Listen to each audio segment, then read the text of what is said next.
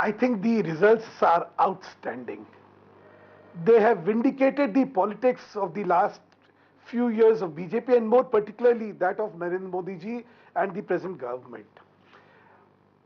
Jharkhand had always seen a fractured mandate and an unstable polity, which had led to complete misgovernance in that state.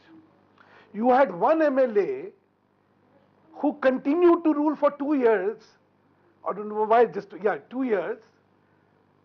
An independent MLA became the chief minister for 2 years. That is the legacy of Jharkhand. Because the dynamics of fractured mandate was such that every single MLA could hold the government to ransom and extract his price. It's a new dawn. It's a new era as far as Jharkhand is concerned, a state which is richest in India for its mineral resources and its potential. So clearly good days are ahead for Jharkhand. The mandate in Jammu Kashmir more particularly is a historical mandate. From 11, BJP is now on 25. I personally believe that we can increase the tally to 27. This mandate clearly redefines the conventional prism from which politics has been viewed. A complete rejection of the previous government, which was not only seen to be corrupt but indifferent and inefficient.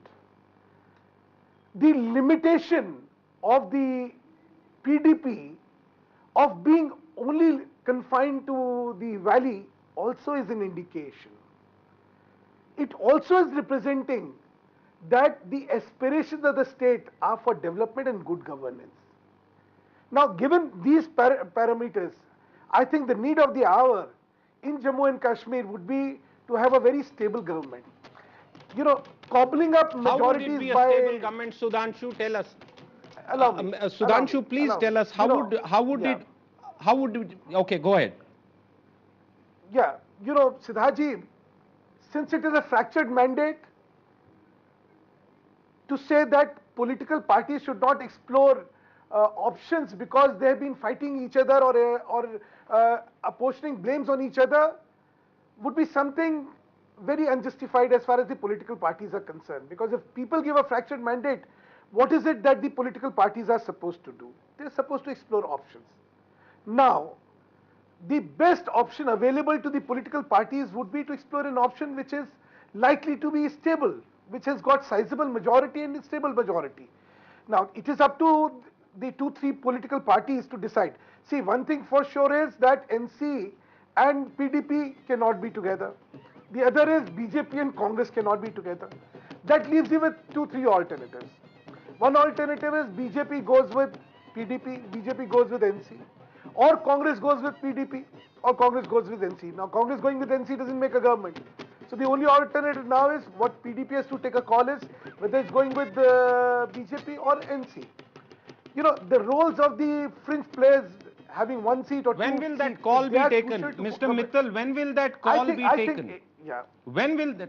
Siddhaji, go ahead. In the next couple of hours, the actual results will be out. At the end of the day, when you are trying to form a government without having a complete mandate from people, certainly the alternatives will only emerge after the real numbers have come. So I assume that by the end of the day, the picture will be very clear as to what is a possibility, what is not a possibility. But I only hope that there is a stable government in Jammu and Kashmir and this government which works for development, which is clean, which is corruption free. So that we need to give Jammu and Kashmir a new chance. For last 12 years, Jammu and Kashmir has, the governance in Jammu and Kashmir has been an apology. Really, Congress first supported NC, now it supported PDP, now it supported NC. The government was seen to be thoroughly corrupt. You know, the fighting, the kind of things which were going on has actually led to a lot of alienation of the people there vis-a-vis politics, vis-a-vis governance, vis-a-vis development in the state. So, we need to re-establish the faith of people in polity. I'm sure okay. Wise counsel will prevail on all quarters and Jammu and Kashmir will also see a new dawn. You know, as far as Article 370 is concerned, it's an instrument of faith for the BJP. We've been talking about fighting the provision in the constitution from the very inception of BJP. The issue is, without the people's mandate, these things cannot happen. We are woefully inadequately represented in the Rajya Sabha, and any amendment to 370 without a two-third majority in the Rajya Sabha is not a feasibility. These are the ground realities.